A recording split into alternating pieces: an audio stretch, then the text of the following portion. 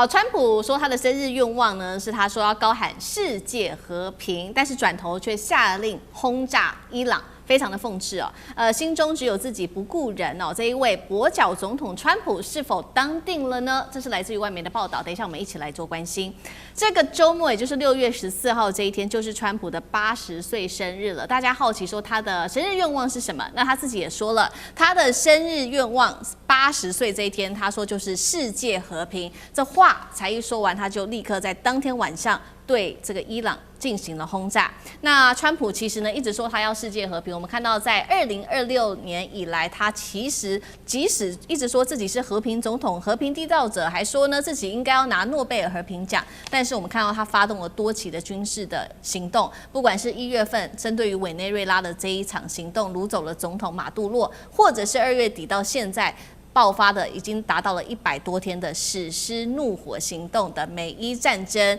都看起來非常的諷刺。川普是真的要和平嗎？酈將軍怎麼看？其實川普很明顯的，他所謂的世界和平的定義哈，跟我們一般人的定義是完全不一樣的。他的定義大概就是能夠獲得諾貝爾和平獎啊，就是我覺得他生日願望更明顯的是希望能夠獲得諾貝爾和平獎，而不是世界和平。我們細數從他這個去年上任以來，那時候在競選的時候，他就一再的這種這個放下豪語了哈，說他上任之後24小時就可以結束俄烏戰爭。但是這場俄烏戰爭打到現在，我們看到他對於俄烏戰爭是一點幫助都沒有，甚至於到現在他的做法就是撒手不管，讓你這個澤倫斯基、你烏克蘭自己去面對這場戰爭，讓歐洲自己去面對這場戰爭，哦，這是他的觀點。然後之後來講的話，我們看到這段時間從上任這個1年多以來，他今年啊對這個委內瑞拉發動了奇襲，哈，這個抓走人家的馬杜洛總統，甚至於在2月28號這個發動史詩怒火，然後這個攻擊跟以色列一起攻擊伊朗，這都是制造戰爭。那除此之外，我們看到他除了說是實質發動了戰爭之外，他威脅的國家也很多，包括到對歐洲來講，威脅要獲得格陵蘭島哈，甚至於要奪得巴拿馬運河，甚至於要將加拿大列為第51州，難道這都不是戰爭的威脅嗎？大家記不記得川普在競選的時候，他對MAGA派最大一個承諾就是什麼？就是他美國以後盡量就不去管世界上面外地的戰爭事情，全部只是專注於讓自己美國的這種再次的偉大。然後對於世界各地的戰爭哈，他可以說就不再管。可是很明顯的，我們看到哈，這個川普自己違背了MAGA派當初對MAGA派的承諾，然後現在事實上也面臨了反噬了哈。所有MAGA派的成員現在尤其是對他很多原來的川粉支持者，現在也慢慢認清他的走向。然後你這將美國一而再再而三的推入戰爭，除了戰爭之外，我們看到他還搞這個關稅貿易戰等等，讓美國現在通膨不斷的上升啊！昨天我們有討論過，美國這個月的通膨指數 CPI 指數已經到達4.2%，難道這4.2%只是很單純的這個只是這個經濟的問題嗎？我覺得戰爭的問題佔了很重要一部分哈。由於像這次很明顯的伊朗戰爭就推升了油價，由於推升了油價就造成通膨的問題，所以我覺得這是一連串的下來，那很明顯的，川普他並沒有對世界和平做出任何貢獻，他純粹只是為了要獲得這個和平獎。那我們特別去觀察哈，其實川普自己的個性，你自己去看他事實上是非常崇尚暴力跟武力的。譬如他這次的生日，他舉辦的活動是什麼？我們認為說你生日這麼大老人家年紀的哈，這個吹個蠟燭啊或幹什麼，一切很平和的，不是他在白宮搭了一個鐵籠格鬥的場地哈，準備在那邊辦鐵籠格鬥。然後他也很崇尚，你看他很羨慕，他到這個中國大陸去訪問，就一定要看閱兵的閱兵式。他第一任的時候到法國去看到法國的閱兵之後，回到美國，他也要辦一場閱兵。所以我認為川普本質上面他是非常喜歡武力的，喜歡暴力的，所以他才會在他生日那天在白宮的廣場上面搞這個鐵籠格鬥。你說這種人，他所講的話，你怎麼會去相信他會崇尚世界和平呢？對，好，所以現在面臨國內外交迫的川普，會不會變成跛腳總統呢？其實呢，現在外媒針對於川普已經做了非常多相關的一個分析。我們要特別來看到，其實呢 ，CNN 就做了一個統計說，川普你一直說呢，跟這個美伊戰事跟伊朗會達成協議，已經說了將近是40次了，已經變成狼來了。那另外呢，他還鬧出許多的失言風波，比如說美國現在不是通膨很嚴重嗎？那川普就會說了一句說我愛通膨，當然他事後也做了一個澄清，他說是指說通膨幅度是低於原本他的預期的，是媒體自己斷章取義的，但是也引發了爭議。再來 CNN 也列出了川普的10大失言的爭議。好，我们來看到面板，第一個，川普在這個美伊戰事出現美軍傷亡的時候，他說我打賭之後還會有更多傷亡。油價上漲的時候，他說呢，這個是某種程度是好事，我們能從中賺更多錢吶。再來呢，油價真的飆太多的時候，他又說油價上漲只是小菜一碟。那通膨的時候，他說呢，我不會去想美國人的經濟狀況，不能讓伊朗擁有核武，這個才是重點，就這麼簡單。漢庭怎麼看？國家在打仗，然後最高領導人呢，在生日的時候，準備要修園子。你不覺得這個故事很熟悉嗎？100年前咱們老祖宗也曾經發生過啊。而且毫無同理心，對待基層，對待庶民，對於他的支持者，那只有不斷的利用跟剝削。雖然川普都說，你們對我的話是斷章取義、剪裁過的，是剪裁過的，可是剪出來的版本或者綜合比對，恰好就是川普的核心本質，他的想法就是這樣。比如他甚至有一句，當記者問他，你的现在通貨膨脹很高啊，4.2%，然後呢，他直接回答 I love it，對吧？然後 I love the number， 然後他說這個通膨這都是伊朗問題，但這個數字很棒。講完了之後呢，又打電話給《紐約時報》說，你們斷章取義啊！我是說，因為這個數字沒那麼高啊，沒那麼高，所以我愛它。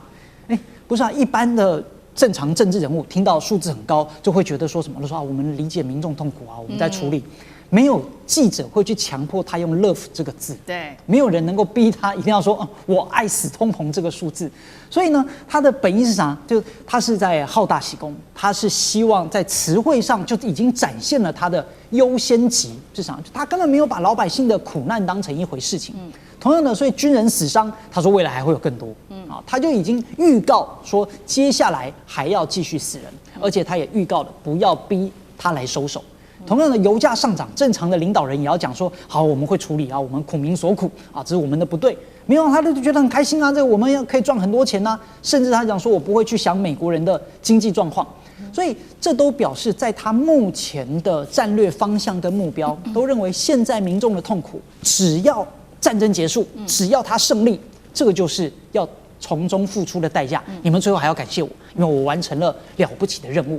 那這個過程呢，其實就是透支了所有美國人，或者說曾經他的支持派對他的信任，就他把選民對他的忠誠當成是一種信用卡啊，你們反正繼續忍耐啊，忍到有一天，反正我戰爭結束勝利啊，我們馬嘎派就大勝利啊，你們這個所有的一切承擔代價就都是可以的了。那這就等於是把美國人民的生活，好像是像他的這個什麼計劃欄啊、草紙一樣啊，就讓他隨便亂搞、隨便亂寫啊。這等於是把國家當成了他的私產，所以他的計算的時候，他都是當成企業一樣再去計算整個的盈虧啊。油價漲了沒關係，反正有人可以賺錢，但他怎麼沒有去看那個真正痛苦的，而且會影響到他們選舉的這些人，或者是他的支持者，現在因為油價的上漲、通貨膨脹而帶來的生活這些難受呢？這一種帝國已經完全陷入到帝國晚期的症狀了。我們說，這大清慈禧就是這樣啊，或者其實在羅馬帝國晚期、奧斯曼帝國的晚期都有類似的情況，就是最高權力者他的敘事已經成為說，好，我是天命，對吧？我是重建榮耀的人，好，我呢是要 make great again 的這種了不起的人。那其實他就已經脫離了庶民的老百姓，完全是變成一種權力的展示，尤其是還要在生日的時候再蓋個園子，對吧？這其實一種對於民生、對民主負責的制度，往往就會被強人政治所取代掉。好，那他個人的爭議會不會讓他跛腳？因為期中選舉要到了，再來就是說，那共和黨會不會乾脆就這個時候跟他做切割呢？因為其實路透社有一個最新的民調出來說，現在對川普的不滿意度，尤其是在處理有關於生活成本的方面哦，70%的民眾是不滿意的，只有2%表示稍微支持，代表通膨跟生活壓力現在是壓垮川普的一個重大的政治風險。那麼在政治上面也看到哦，多州的這些州選情哦，已經開始出現了翻轉，包括共和黨的多位州長還有議員陷入危機當中，現在川普承受非常高的壓力。張將軍怎麼看？我認為他有壓力，他會繼續吹牛，他也不會變跛腳，他會自吹自擂，他會自我感覺良好，這是他人格特質。我們分析一個政治人物哦，你不要從這個環境上來看，你要看他的政治性格如何來做解讀哦，這個比較精確。然後我們看川普上任之後，從2025年的1月20號上任到現在為止，已經1年5個月了。你看他關稅戰打得不好，誘發了通貨膨脹。關稅戰有得分嗎？沒有得分，他都在失分。國債有控制住嗎？現在美國國債已經超過39兆美元，還繼續失控，今年年底破40兆美元，他也沒有得分呢，他都在失分當中。但他只要自我感觉良好，就不會有什麼跛腳的。第三個，他現在的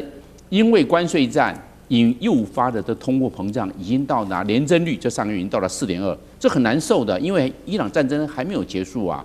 你這個能源的問題沒有辦法解決啊，油價一高，所有的物價都會高，都會帶動。那你現在這個年增率 CPI 4.2啊，它又怎麼樣？它有影響到他的心情？他認為他跛腳？不會，他會繼續這樣子蠻幹下去，反正就這一任，對不对？他已經幹完一任了，就這樣。烏克蘭戰爭他上任的時候24小時就結束，打了1年，又打了1年5個月，總共已經超過第5個年頭了，有控制住嗎？他現在也沒辦法了，反正放手讓他們這個烏克蘭跟俄羅斯那兩個繼續玩下去吧，反正他也無能為力了，他沒辦法在那邊做一個這個和事佬，所以沒有辦法。那我們现在看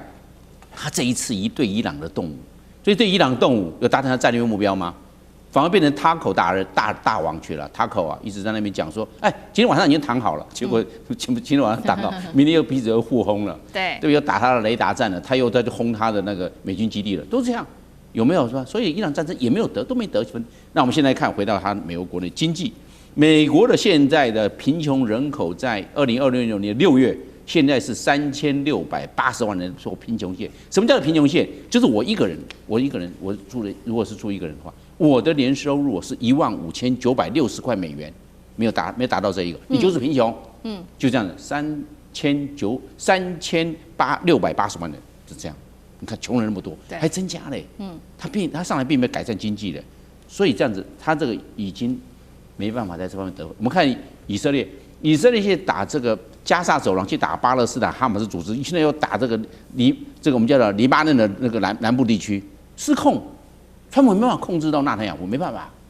納坦雅胡一直攻打，繼續也沒辦法控制，都沒辦法，在國際上他也沒辦法得分。然後我們現在最重要，我們看最後一個貧富差距還在擴大，美國1%的人擁有全美國財產的40%，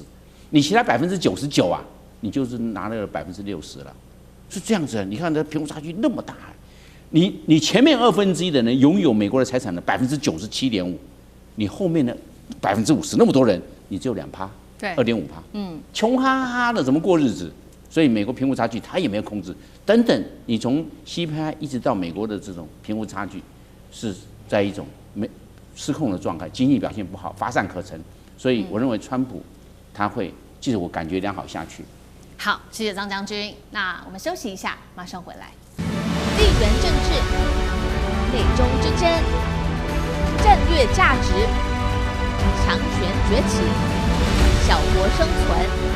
現在與未來洞悉事件走向，掌握世界脈動，全球觀點盡在環球大戰線。